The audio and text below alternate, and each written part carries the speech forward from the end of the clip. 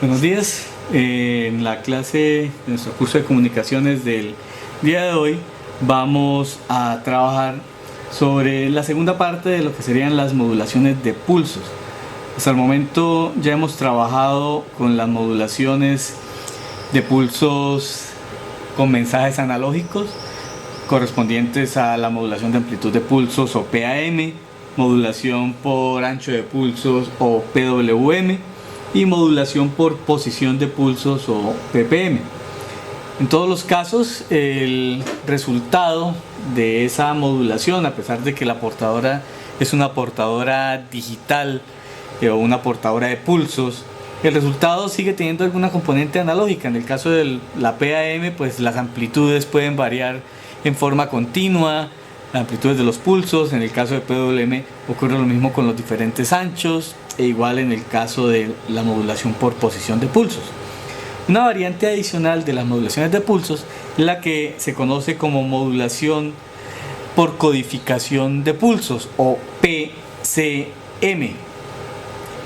Esta modulación por codificación de pulsos es básicamente una conversión analógica digital.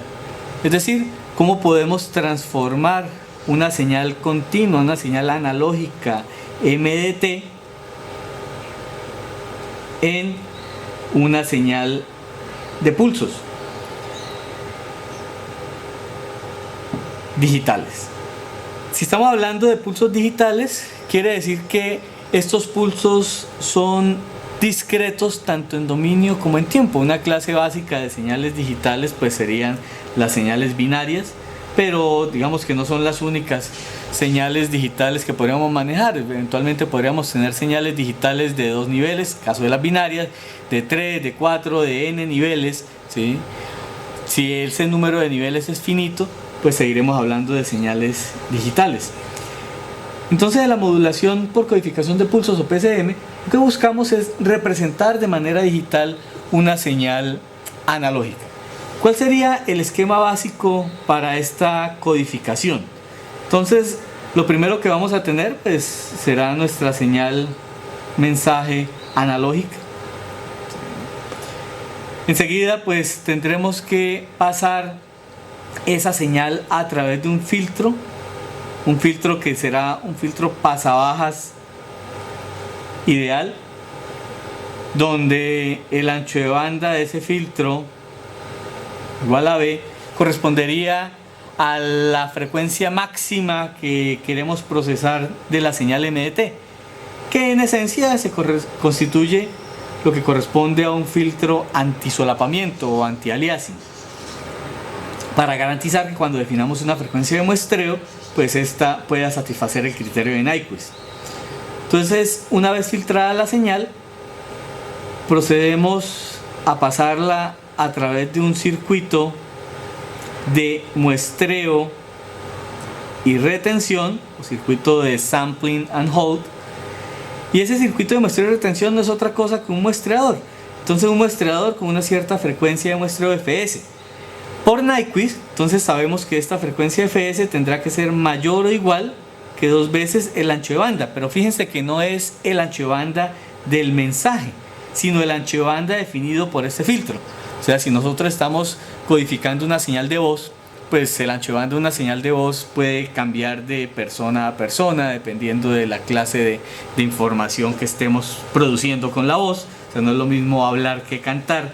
Entonces, sencillamente el filtro nos dice, bueno, independiente de cómo sea la señal original, por lo menos lo que se va a codificar será una señal con un ancho de banda máximo igual a B, y para eso pues la frecuencia de muestreo tendrá que ser mayor o igual que 2B para satisfacer el criterio de Nyquist. Sin embargo, ese circuito de muestreo y retención me genera lo que sería una modulación PAM, y por lo tanto la altura de los pulsos PAM sería continua, podría variar de forma continua. Entonces, hasta el momento, lo que tenemos a la salida de este circuito de muestreo y retención, que es una señal PAM, sigue siendo continua en rango, discreta en tiempo, pero continua en rango. Entonces, el siguiente paso que debemos seguir para completar la modulación PCM corresponde a aplicar un circuito cuantizador. ¿Qué hace el circuito cuantizador?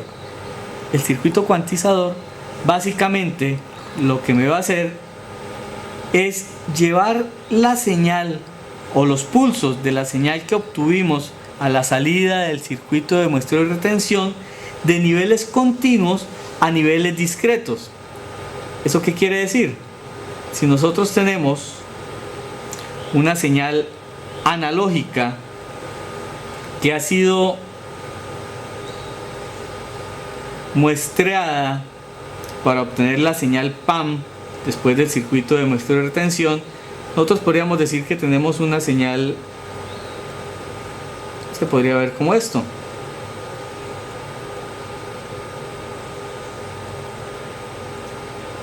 Asumiendo que el ancho de estos pulsos, que sería T, corresponde pues al inverso de la frecuencia de muestreo, que debe satisfacer pues el criterio de Nyquist. ¿Qué es lo que vamos a hacer con el cuantizador? Lo que nosotros vamos a hacer con el cuantizador es a definir una serie de niveles discretos. O sea, vamos a poner que vamos a dividir el rango en niveles iguales en principio,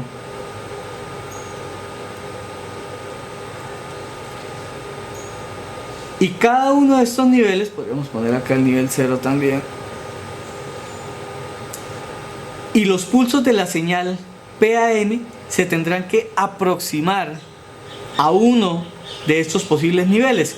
En este caso hemos planteado 1, 2, 3, 4, 5, 6, 7 niveles diferentes. Vamos a suponer que tenemos otro nivel acá para tener 8 niveles diferentes.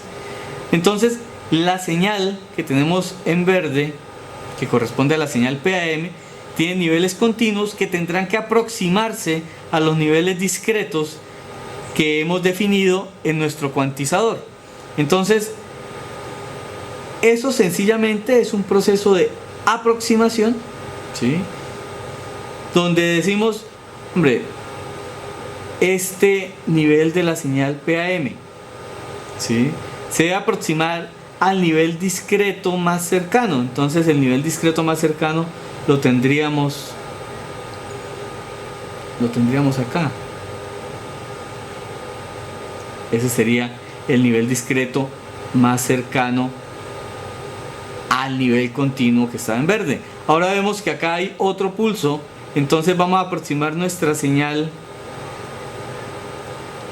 analógica o de altura analógica a ese nivel discreto. Vemos que este pulso también se tendría que aproximar a este nivel discreto, igual que este, ¿sí?